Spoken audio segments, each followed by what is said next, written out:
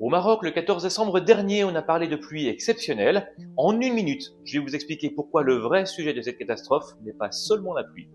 14 décembre 2025, Safi, des crues soudaines font 37 morts. On vous a montré des images spectaculaires, des voitures emportées, de la boue, de la peur. En une journée, l'équivalent d'un mois de pluie tombe sur une ville dont les sols ont été asséchés pendant près de 6 ans, des sols morts, tassés, imperméabilisés, formant ce qu'on appelle une croûte de battance.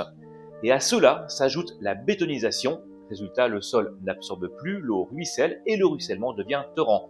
Mais s'arrêter là ne suffit pas à expliquer la catastrophe. L'angle mort de ces événements, c'est ce que nous avons infligé à nos rivières, canalisées, endiguées, verrouillées par des barrages. Elles sont mises sous pression et ça ne s'arrête pas là, elles sont aussi coupées de leurs zones humides. Les zones humides, ce sont ces zones de transition entre la terre et l'eau. Marais, mares ou encore bras morts des fleuves sont elles qui ralentissent l'eau et qui amortissent les crues. Quand on supprime ces zones naturelles, ces zones de ralentissement, l'eau est bloquée, cette eau sous pression déborde et au lieu d'être absorbée par des sols qui devraient agir comme une éponge, elle ruisselle comme sur un carrelage. Ce n'est donc pas seulement un problème climatique, s'adapter aux extrêmes, c'est aussi redonner vie à nos sols et de l'espace à nos cours d'eau.